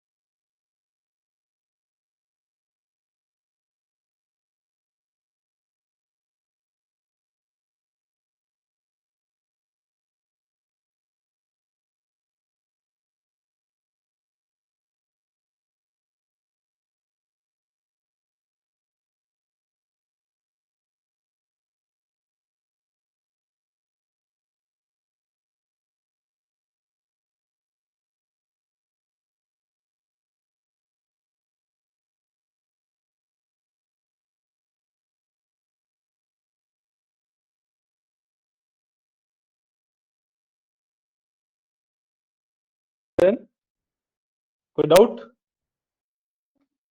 समझ आई ये चीजें? क्लियर है एक एक चीज अच्छे से, है ना। बाकी आप एक बार रिकॉर्डिंग से गो थ्रू करोगे तब आपको और ज्यादा अच्छे से चीजें समझ आ जाएंगी, ठीक है। तो you will be able to understand everything pretty well. Okay, तो आज की क्लास के लिए इतना ही, कल मिलते हैं, ठीक है। कल हम इसी के आगे से स्टार्ट करेंगे एंड कल का जो हमारा टॉपिक रहेगा that will be data augmentation, ठीक है। चलिए, थैंक यू।